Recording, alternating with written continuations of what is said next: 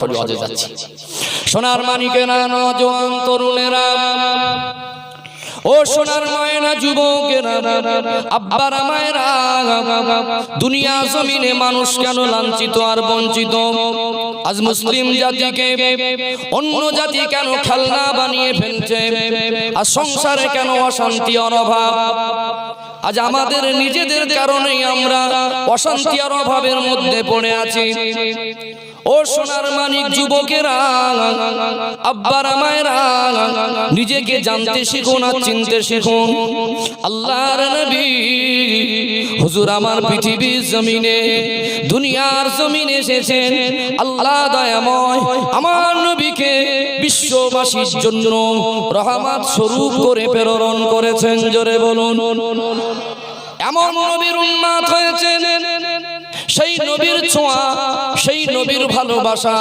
জীবনে যদি হাসিল করতে পারেন দুনিয়া জমিনে অস্থায়ী জীবনে শান্তি সম্মান আর ঈমান নিয়ে বেঁচে থাকতে পারবেন কবরের জগতেও ছাড় পেয়ে যাবেন আখিরাতেও নাজাত পেয়ে যাবেন একটা রাস্তা হলো আমার নবীকে কলিজা দিয়ে ভালোবেসে মেনে নেওয়া বোঝাতে চাই সেটাই আল্লাহর পরে সবথেকে সম্মান সবথেকে মর্যাদা সবথেকে মর্তবা বেশি যদি আল্লাহ কাউকে দেন তিনি কে তিনি হলেন আমার দয়ার নবী আল্লাহ সৃষ্টির ভিতরে সবথেকে সম্মানী করেছেন সেই নবীর উম্মত যদি উম্মতের মতো হতে পারে আল্লাহ দয়াময় আমার নবীকে মেনে নেওয়ার খাতিরে আমার নবীর ভালোবাসা হাসিল করার ওসিলায় আল্লাহ দয়াময় ওই ব্যক্তিকে পৃথিবীর কাছে সম্মানী বানিয়ে দেয় এমন নবী পেয়েছি একটু ভালোবাসা হাসিল করলে নবীর ছোঁয়া যেখানে লাগে নবীর ভালোবাসা যে ব্যক্তি হাসিল করে পৃথিবীর যে কোনো কোনায় থাকুক আল্লাহ তাকে পৃথিবীর কাছে সম্মানই করে জোরে বলুন কতটা করবেন আমার নবীকে যে যতটা ভালোবাসবে নবীর আদর্শ যে যতটা মেনে নেবে আল্লাহ তাকে ততটাই সম্মান দেবে জোরে বলুন শুধু এক জগতে নয় তিনটে জগতে একটা হলো দুনিয়া একটা কবরে একটা ময়দানে মাহশার কথা ঠিক না বলুন চলুন আমি উদাহরণ দিয়ে পয়েন্ট পয়েন্ট বোঝাবো আল্লাহর নবী হুজুর আমার দুনিয়া জমিনে তাশরীফ আনলেন 13 থেকে 14 দিন আল্লাহর নবী মা বেনার কুড়ে ঘরে ছিলেন আল্লাহ নবীর দুধমা হালিমাতুস সাদিয়া আল্লাহ নবীকে দুধ পান করানোর জন্য কোলে উঠিয়ে নিলেন নূরের নবীকে দুধ পান করালেন আল্লাহ নবীর সঙ্গে একটা সম্পর্ক হলো দুধমা তাম পৃথিবীর জমিনে যেখানে মুসলমান আছে পৃথিবীর মুসলমানকে জিজ্ঞাসা করবেন হালিমা নামে কোন মাকে কি চেনেন সবাই বলবেন নবীর দুধমা হালিমা পৃথিবীর কাছে পরিচিত লাভ করেছেন পৃথিবীর কাছে সম্মান হাসিল করেছেন মা হালিমার কিছু কৃতিত্ব নয় শুধুমাত্র নূরের নবীকে কোলে তুলে নিয়েছিলেন তাই আমার নবীকে ভালোবেসেছিলেন তাই দুধমা হালিমাতুস সাদিয়ার জায়গায় অন্য কোন মহিলা যদি অন্য কোন ব্যক্তি অন্য কোন নামের মা যদি নবীর দুধমা হতেন হালিমা নামের মা পরিচিত না হয়ে পৃথিবীর কাছে সেই মাটা পরিচিত হতেন তাই তো নাকি কিসের ওসিলায় তাম পৃথিবীর মানুষ এক কথায় চেনে ও নবীর দুধ মা হালিমা আপনাদের নপাড়া রাজীবপুরের কত মেয়ে কত মা আছে হালিমা নামের পাশের পাড়ার মানুষ জানে না কিন্তু নবীর দুধ মা হালিমাকে সবাই জানে কিসের ওসিলায় একটু সম্পর্ক একটু ভালোবাসা নূরের নবীকে যদি কোলে না তুলতেন মা হালিমার নামটা মক্কা থেকে মদিনায় পৌঁছাতো না কথা ঠিক না ভুল ও সোনার মানিক যুবকেরা আব্বারা মায়েরা আল্লাহর নবী হুজুর আমার হিজরত করে মক্কা জমিন থেকে মদিনার জমিনে চলে গেলেন আল্লাহর নবীর নূরের কদমের ছোঁয়া আল্লাহর নবীর নূরের কদমের ধুলিটা মদিনা জমিনে পড়ে গেল আজ পৃথিবীর মানুষের কাছে মদিনা জমিনটা সম্মানী জমিনে পরিণত হয়ে গেছে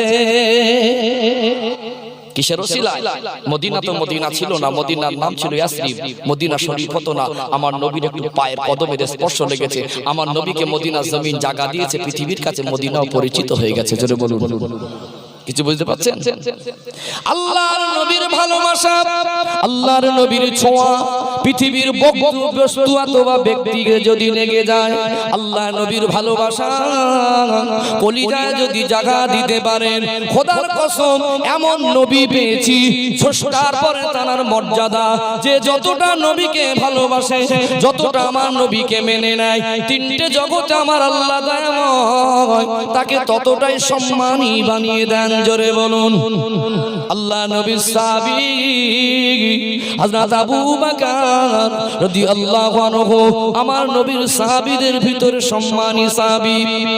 আল্লাহ নবী নবুয়ত পেলেন 40 বছর বয়সে। আল্লাহ নবী হুজুর আমার গোপনে গোপনে 3 বছর দিনের দাওয়াত দিলেন। আল্লাহ নবী চলে গেলেন আবু বকর সিদ্দিকের কাছে। ও বাবা আবু বকর, আল্লাহ দয়াময় আমি নবীকে নবুয়ত দিয়েছে, কলেমার প্রচারের দায়িত্ব দিয়েছে, ইসলাম প্রচারের দায়িত্ব দিয়েছে, তুমি কি কলেমা পড়ে মুসলমান হবে? আল্লাহ নবীর সাহাবী হযরত আবু বকর রাদিয়াল্লাহু আনহু আল্লাহ নবীকে ছোট থেকে জানতেন। আল্লাহ নবীর নূরের হাতে হাত দিয়ে ঈমানের কলেমা পড়ে মুসলমান হয়ে গেলেন। জোরে বলুন না সুবহানাল্লাহ, নারে তাকবীর।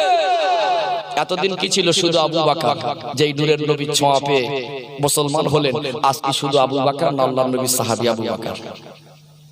নবী আমার বলেছেন আসহাবিকান নুজুম বিআইহিম ইক্তাদাইতুম ইহতাদাইতুম। আমার এক একটা সাহাবা নক্ষত্রের সমতুল্য। কোন একজন সাহাবার জীবন আদর্শ দেখলে হেদায়েত পেয়ে যাবে। জোরে বলুন। আমি এই জন্য বলছি যে আমরা মুসলমান, আবু বকর হুজুর মুসলমান। আমরা যে কোরআন পড়ি তিনি সেই কোরআন পড়তেন, আমরা যে নবীকে মানি তিনি সেই নবীকে মেনেছেন, আমরা যে ধর্মের আদেশ নিষেধ মানি তিনি সেটাই মেনেছেন। তবে তার সম্মান, তার মর্যাদা, তার জীবন আর আমার জীবনের মধ্যে পার্থক্য আছে না নেই? তাদের থেকে শিখতে হবে, কথা ঠিক না ভুল? ও সোনার মানিক যুবকেরা, আব্বারা মায়েরা, আল্লাহ নবীকে যে যতটা ভালোবাসবে, যার কলিজায়, যার অন্তরে, যার সিনার ভিতরে রাসূলুল্লাহর ভালোবাসা জায়গা পাবে, যতটা ভালোবাসা হাসিল করে আল্লাহ দয়াময় পৃথিবীর কাছে তাকে ততটা সম্মানী করে। আল্লাহ নবীর সাহাবী হযরত আবু বকর রাদিয়াল্লাহু আনহু মুসলমান হলেন। আল্লাহ নবীকে মেনে নিলেন মুখে মুখে নয়, কলিজা দিয়ে। মানা কাকে বলে? আল্লাহ নবীর সাহাবী হযরত আবু বকর সিদ্দিক রাদিয়াল্লাহু আনহু পৃথিবীর মানুষকে দেখিয়ে দিয়ে গেলেন।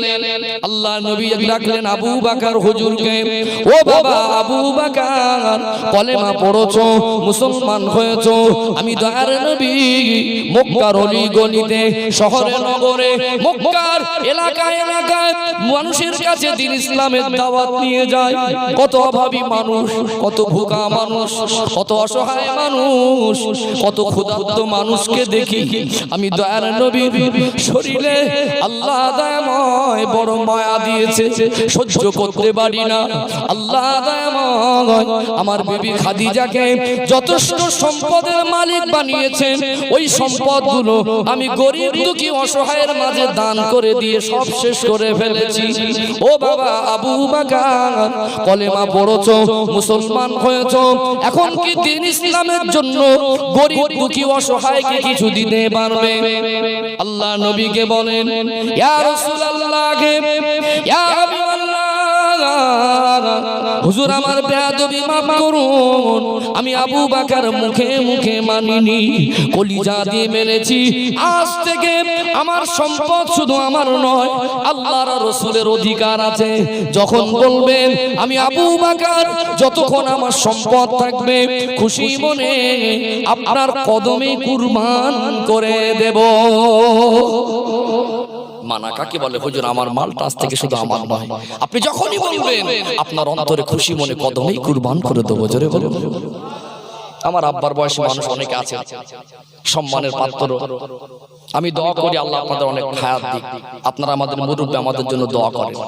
কিন্তু আমি দেখি বাস্তব মুরব্বীদের থেকে ধরে যুবকদের দিয়ে শেষ করবো ইনশাআল্লাহ।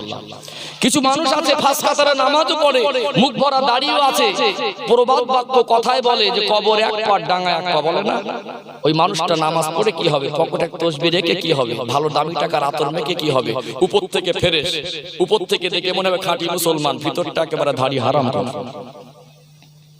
দেখবেন কিছু জমি জায়গার পুরনো মামলা আছে, বাপের দাদা সম্পত্তি, প্রত্যেক বছরে ছেলে পুলে নাতি পুতি চাষতে ভাইরা ভাইপোরা 3 বার 4 বার মারামারি করে, থানা থেকে পুলিশ আসে, কোর্টে যায়, থানায় বিচার হচ্ছে, রক্তারক্তি হচ্ছে, ও মুরব্বি সব জানে। বারবার বলেছে আপনি বয়স হয়ে গেছে, কতদিন থাকবেন জানি না, একটু ক্লিয়ার করে দিয়ে যান। বাপের বেটা মুখ খুললো না, ওইভাবে একদম ধাড়ির মতো বসে বসে দেখছে। আছে কিছু মানুষ 100টা জলসা শুনে কি লাভ হলো?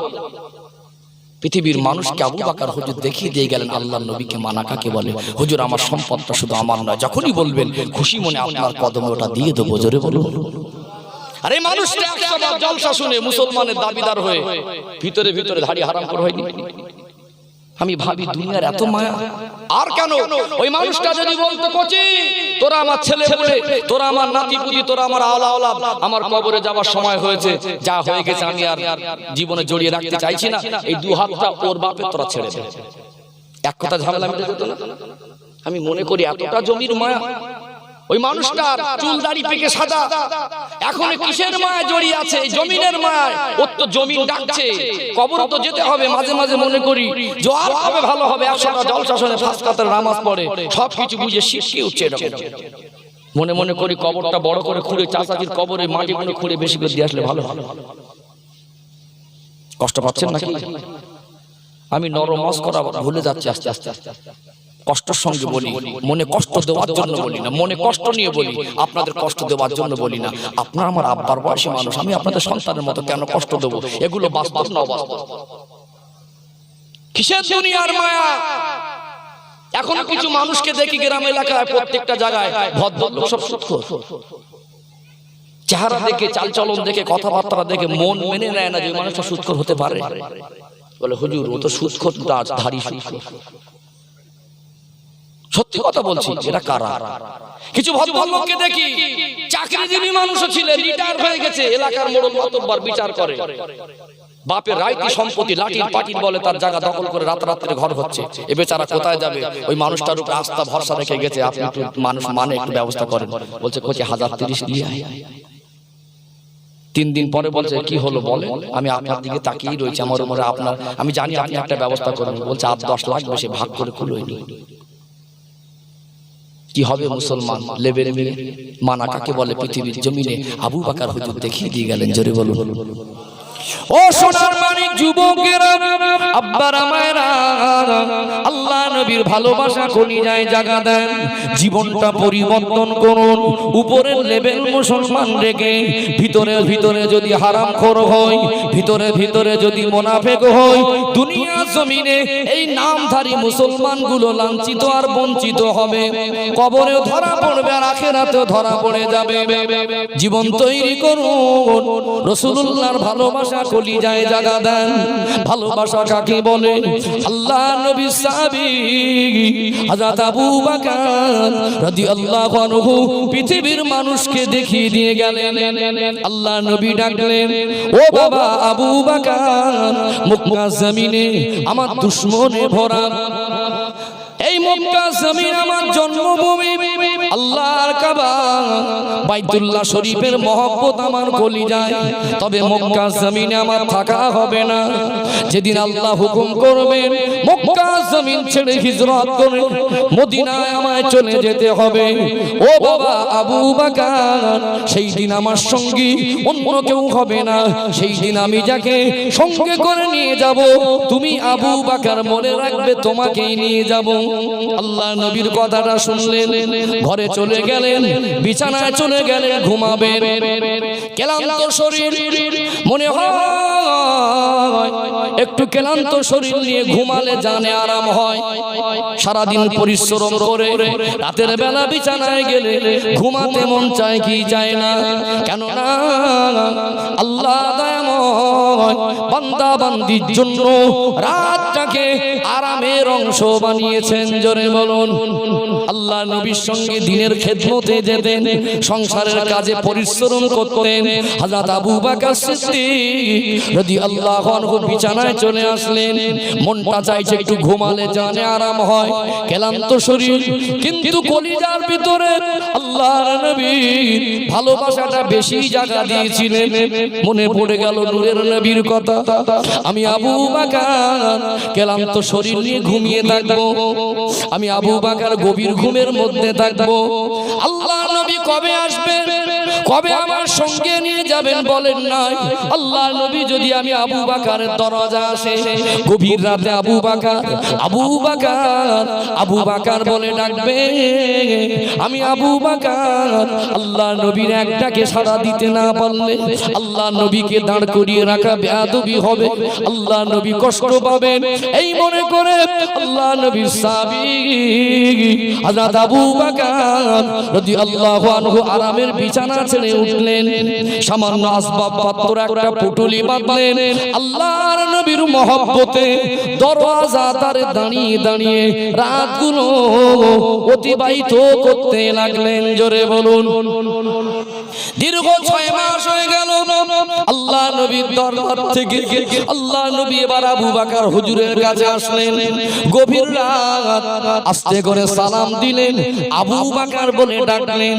সঙ্গে সঙ্গে আল্লাহ নবীর সাহাবী হযরত আবু বকর রাদিয়াল্লাহু আনহু সামান্য যারা দেরি করলেন না, সালামের জবাব দেওয়ার সঙ্গে সঙ্গে আস্তে করে দরওয়াজাটা খুলে দিলেন। আল্লাহ নবী আশ্চর্য হয়ে গেলেন। আবু বকর রাদিয়াল্লাহু আনহু হুজুরকে দেখে মনে হচ্ছে একেবারে তৈরি হয়ে দাঁড়িয়ে আছে। সেই জামানায় মোবাইল ছিল না, এখন মোবাইলের সময় ফোন করে দিচ্ছে আমি আসছি। আল্লাহ নবীর সময় তো মোবাইল ছিল না। আল্লাহ নবী মনে করছেন হযরত আবু বকর কি কে যেন সংবাদ দিয়েছে, তৈরি হয়ে আছে। আল্লাহ নবী জিজ্ঞাসা করলেন, ও বাবা আবু বকর, তোমায় দেখে মনে হচ্ছে কে যেন তোমায় সংবাদ দিয়েছে, কোথা থেকে সংবাদ পেলে? এই কথাটা বলার সঙ্গে সঙ্গে আল্লাহ নবী সাহাবী হযরত আবু বকর সিদ্দিক রাদিয়াল্লাহু আনহু চোখ থেকে টপ টপ করে পানি ঝরে। আবু বকর কাঁদো কেন? ইয়া রাসূলুল্লাহ, ইয়া হাবিবাল্লাহ, এই সংবাদ দুনিয়ার অন্য কেউ দেয় নাই, এই সংবাদটা তো আপনি আমায় দিয়েছিলেন। কবে দিয়েছিলাম বাবা? ইয়া রাসূলুল্লাহ, ইয়া হাবিবাল্লাহ, আজ থেকে 6 মাস আগে আমায় বলেছিলেন আপনি কষ্ট পাবেন, আমি ঘুমিয়ে থাকবো, আপনার ডাকে সাড়া দিতে দেরি হলে বেয়াদবি হবে। সেই দিন থেকে এই 6টা মাস আমি আবু বকর গাটুরিটা বেঁধে দরওয়াজার ধারে দাঁড়িয়ে দাঁড়িয়ে আপনার ভালোবাসায় 6টা মাসের রাতটা আরামের বিছানা ছেড়ে দাঁড়িয়ে দাঁড়িয়ে অতিবাহিত করেছি। নারে তাকবীর। ভালোবাসা কাকে বলে? আল্লাহর নবী কষ্ট পাবে, নূরের নবী এসে আবু বকর আবু বকর বলে ডাকবেন, একটাকে সাড়া না দিতে পারবেন, আল্লাহর নবী নারাজ হয়ে যাবেন, বেয়াদবি হবে, দরজার ধারে দাঁড়িয়ে থাকতে কষ্ট লাগে। কিছু আব্বার বয়সী মানুষ আছে, দিনে 5 বার তামাক বলতে হবে, ঠিক টাইমে ডোলে ডোলে ডোলে ডোলে বাড়ি মেরে বাড়ি মেরে। সত্যি কথা বলো তো, 5 বার যে টাইমে ডললেন ওটা তো মনে পড়লো 5-7-35 বার আল্লাহ ডেকেছেন কবার মসজিদে গেলেন। আফসোস ওই সকল আমার আব্বাদের জন্য, আব্বা বলে বলি, চুল দাড়ি পাক শুরু হয়েছে, এখন মসজিদে যাওয়া অভ্যাস করতে পারলেন না। দিনে যে 5 বার ডলতে হয় ওটা তো মনে পড়ে, ওই দিনের মধ্যে একবার কি রাসূলুল্লাহর কথা মনে পড়ে? আল্লাহ আমার দিকে দেখে না, আমার কপালে সুখ নেই। কি আছে আপনার ভিতরে? সুখ শান্তি হলো রাসূলুল্লাহর আদর্শের ভিতরে। জোরে বলুন। আপনার ভিতরে তো হিংসা দিয়ে ভরা, আপনার ভিতরটা তো নোংরামি দিয়ে ভরা। আমার কিছু আব্বার বয়সী মানুষ আছে, দেখবেন সারাদিন মানুষের পিছনে কাঠি মেরে বেড়ায়, সন্ধ্যাবেলা ঘুমায়, বিড়ি টেনে ঘুমায়, বান্ডিলটা বালিশের তলায় করে নিয়ে ঘুমায়। 5 বার যে টানলেন, মাঝে মাঝে বলে কই রে সে বিড়ির বান্ডিল, আর সে দেশলাই রেখেছিলুম কই, সে দাদিমাটা ছাড়ে না, জানিস নি এখানে রেখেছিলুম, কোথায় গেল? আমার ঘরে যেন নাতিপুতি না আসে মেজাজ দেখায়। হ্যাঁ, কিছু মানুষ বলবেন হুজুর অনেক বড় বড় হারাম আছে, এটা মাকরুহ তাহরিমের ছেড়ে দেখান না, এটা ছোট থেকে শুরু করেন। কেন আমি বলছি আল্লাহ না করুক বিড়ি খাচ্ছেন, কিছু কিছু আমার দাদুর বয়সী মানুষ আছে, দাঁত পড়ে গেছে, ঘুমায়, গাল হাওয়া ঠোঁটটা হাওয়া থাকে, বক বক করে গন্ধ বেরোয়। আশিকে রাসূলদের পরিচয় পাবেন ঠান্ডার সময় দরজা জানালা বন্ধ, হঠাৎ করে একটা গ্রামের মানুষ বিপদে পড়েছে, মুখ চাচাজিকে ডাক না, হঠাৎ করে দরজা খুললে পাওয়া যাবে ঘরের ভিতরে শুধু বিড়ির ধোঁয়া। আল্লাহ না করুন ওই রাতটা শেষ রাত হয়ে গেল, মানুষ মরে গেলে ফরজ গোসল দেওয়া শুনেছেন আপনারা? দুনিয়ায় বেঁচে থাকা অবস্থায় ওযু করলে, গোসল করলে কুল্লি করতে হয়। যারা গোসল দেয় জিজ্ঞাসা করবেন যে ফরজ গোসল দেয় ভালো করে কুল্লি করানো যায়? যে মানুষটা সারা জীবন নবীর উম্মতের দাবিদার হয়ে বিড়িটা দিলে 5 বার টানতো, সারা দিনের মধ্যে একবারও নবীর ভালোবাসা কলিজায় জাগতো না, মরে গেল, ওকে গোসল দেওয়া হলো, কবরে শুইয়ে দিয়ে একদল লোক বলে দেখ না কিবলার দিকে মুখটা আছে কিনা। আমি ভাবি আফসোস করি যে মানুষটা বলছে এই কিবলার দিকে মুখটা আছে কিনা দেখ, ওই মানুষটার দাড়ি চাচা। সত্যি কথাটা যদি মাথায় রেখে তখনও কবরের ভিতরে কাফনের বাঁধনটা খুলে মুখের কাছে নাকটা নিয়ে যাওয়া হয়, বিড়ির গন্ধটাই পাওয়া যাবে। কি নিয়ে যাবে? আর কেন জীবন তৈরি করবে? পবিত্র জীবন তৈরি করবে। কষ্ট পাচ্ছেন নাকি আমার কথা? আপনার আমার আব্বা হলে আমার বলার হক নেই? আমি তো পেলেন ঘটনা বলতে পারি না? এগুলো বলা দরকার আছে না? মানুষ কখন ভালো হয়? একটা জীবনের মোড় আসে, এত দুষ্টু, সবাই বলে হ্যাঁ তুই মানুষ হবি নি, তো সবাই ঘৃণা করে, এই মনের মোড়টা ধাক্কা লাগে, সবাই আমাকে খারাপ বলে, সারা জীবন কি করবো, যা আজ থেকে ভালো হবে। কত মানুষ আছে দেখবেন ওই যে মদের গ্লাসটা ছুঁড়ে ফেলে দিল আর হাতেই ধরিনি। কত মানুষ আছে দেখবেন কত বদমাশ ছিল, ওই যে মসজিদে আসলো একেবারে জীবনের সঙ্গী করে নামাজটাকে বানিয়ে নিয়েই কবরে গেল। কথা ঠিক না ভুল? মানুষ, আমি রবিউল ইসলাম ফারিস্তান, আমার গুনাহ আছে, জীবন পরিবর্তন করতে হবে কি হবে না? ও সোনার মানিক যুবকেরা, আব্বারা মায়েরা, রাগ করবেন না, ভুল বুঝবেন না, মনে কষ্ট নেবেন না, কষ্ট দেওয়ার নিয়েতে বলছি না। জীবন তৈরি করুন, রাসূলুল্লাহ ভালোবাসা কলিজার ভিতরে জাগা দেন। আল্লাহ নবীর সাহাবী হযরত আবু বকর সিদ্দিক রাদিয়াল্লাহু আনহু আমার নবীকে যেমন কলিজা দিয়ে ভালোবেসেছিলেন, আল্লাহ দয়াময় আমার নবীর সাহাবী হযরত আবু বকর হুজুরের সম্মানটা বেশি করেছেন না করেননি? আল্লাহ নবীর কম বেশি 2 লক্ষ সাহাবীদের ভিতরে সবথেকে হুজুর আমার সর্বপ্রথম যে ব্যক্তিকে বেঁচে থাকা অবস্থায় জান্নাতের সার্টিফিকেট দিয়েছিলেন তিনি অন্য কেউ নয়, তিনি হলেন আল্লাহ নবীর মহব্বতের সাহাবী আবু বকর। জোরে বলুন। দুনিয়ায় সঙ্গী হলেন, ভালোবাসার মতো ভালোবাসলেন, আল্লাহ দুনিয়ায় যেমন সঙ্গী করে রেখেছিলেন, ইন্তেকালের পরে আল্লাহ নবীর সাহাবী হযরত আবু বকর রাদিয়াল্লাহু আনহুকে আল্লাহ দয়াময় আমার নবীর সঙ্গী বানিয়ে দিয়েছেন। জোরে বলুন। এবারে নামাজ পড়েন। আর কেন? আপনার আমার আব্বার বয়সী মানুষ, যতটা ভালোবাসা আল্লাহ তাকে ততটা সম্মান দেন। তার ভালোবাসার আন্দাজটা, মাপটা আলাদা ছিল। কথা ঠিক না ভুল? বাবারা কে কি দেবে দাও, আর্ধেক দিলেও আবু বকর হুজুর ঘরে গিয়ে সব গোটাচ্ছেন।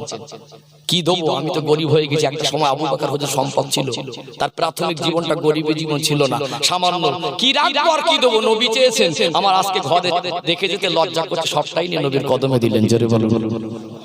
আর আমরা এ পাশে চাষি নরম আর ও পাশেরটা গরম, এ বেচারা লিস্ট দিয়ে দিয়েছে, জমিতে যায় না, খেতে যায় না, বলছে এই তুই লিস্ট দিয়ে চুপচাপ মুখ বেঁধে চাষ কর। বলছে এরকম করে প্রত্যেক বছর ঠেলছেন, সে মালিক এখানে আসে না বলে আপনি যা মনে করবেন তাই। বল তুই লিস্ট দিছিস, তোর মতো কাজ কর, চুপ করে থাক। আছে না? এ পাশেরটা নরম আর এ পাশেরটা গরম। 4 বছর পরে এর খেতে 20 লাইন কপি বসতো, 4 বছর পরে বসছে 25 লাইন। আছে না? কি করে হবে দুনিয়া তৈরি? কি করে হবে মানুষ? দুনিয়ার পরিবেশ কি করে পাল্টাবে? আমরা জীবন তৈরি করতে পারছি না।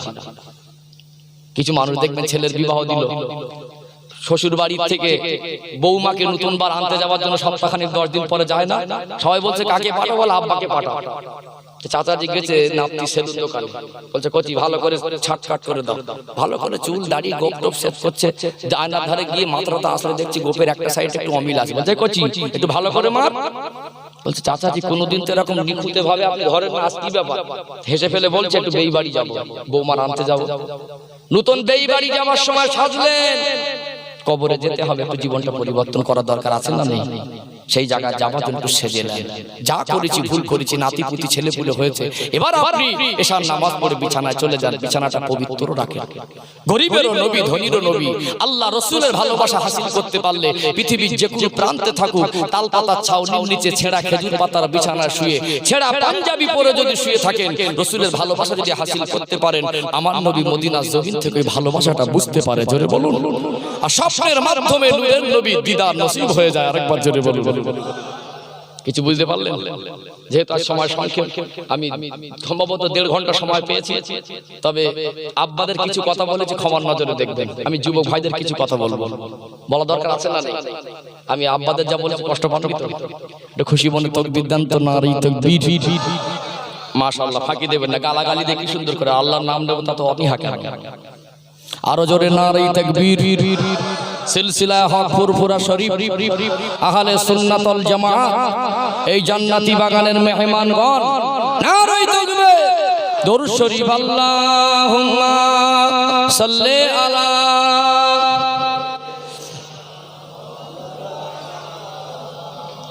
ওয়া আলা আলি সাইয়্যিদিনা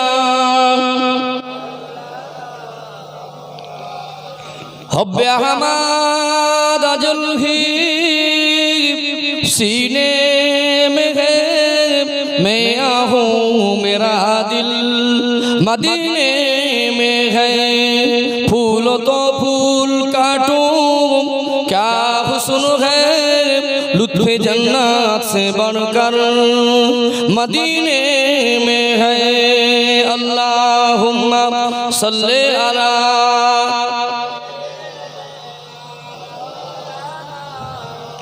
ওয়ালা আলি সাইয়্যিদিনা। ও সোনার মানিকেরা, নওজোয়ান তরুণ যুবকেরা, আব্বারা মায়েরা, ওয়াজের লাইন আমি ভুলে যাইনি। আমি বোঝাতে চাইছিলাম আল্লাহর পরে, সৃষ্টিকর্তার পরে সব থেকে আল্লাহ সম্মানী মর্যাদা দিয়েছেন, আল্লাহ দাময় মর্তবা দান করেছেন। সৃষ্টির ভিতরে আল্লাহর পরে সব থেকে সম্মানী হলেন আল্লাহ সৃষ্টির ভিতরে আমার নবী। জোরে বলুন।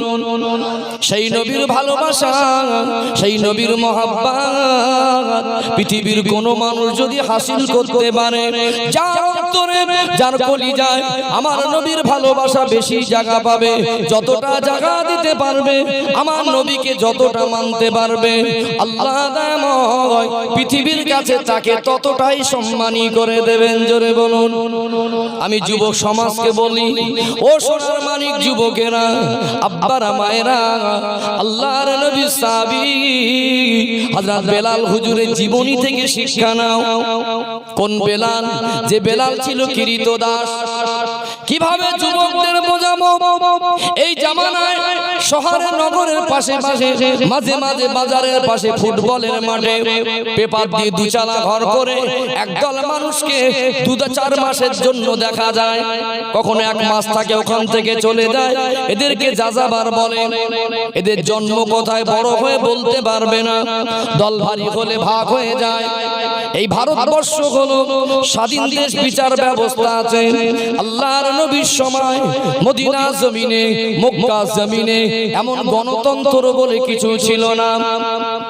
সেই জামানায় গোত্রতন্ত্র, কবিলাতন্ত্র, খানদানতন্ত্র, মোড়লতন্ত্র ছিল। অমুক খানদানের মোড়লে পরিচালনা করত ওই খানদান, ওই গোত্রের মাতব্বরে পরিচালনা করত গোত্র। সেই জামানায় এই যাযাবারদের ধরে এনে গোলামে পরিণত করত, কিরীতদাস বানাতো। আল্লাহ নবী সাহাবী হযরত বেলাল হুজুর ছিলেন কিরীতদাস। ব্যক্তি স্বাধীনতা বলে কিছু ছিল না। শক্তিশালী মানুষগুলো ইচ্ছা মতো জবরদস্তি করে, প্রহার করে, মেরে জুলুম অত্যাচার করে কাজ করাতো, ভারী ভারী কাজ দিত, করতে না পারলে চাবুক দিয়ে আঘাত করত।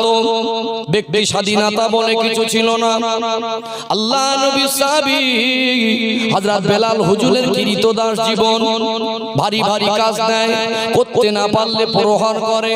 আল্লাহর নবী হুজুর আমার দ্বীন ইসলামের দাওয়াত দিচ্ছেন, কিরিতদাস বেলাল চেহারাটা এত কালো, আমি কালো, আপনি কালো, ওই কালো নয়, হাড়ির তলা যেমন কালো অমনি কালো। বেলাল হুজুরের কলিজার ভিতরে আল্লাহ নবীর ভালোবাসা জায়গা পেয়ে গেল। লুকিয়ে লুকিয়ে গোপনে গোপনে নূরের নবী রহমতের নবী দরবারে গেলেন।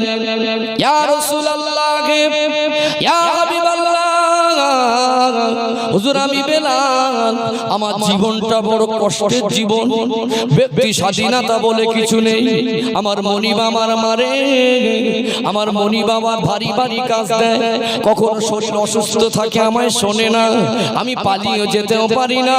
অনেক কটা মনিবের কাছ থেকে হাত বদলি হয়েছি, যখন না পারি তখন আমাকে হাতে দড়ি দিয়ে বেঁধে বাজারে বিক্রি করে।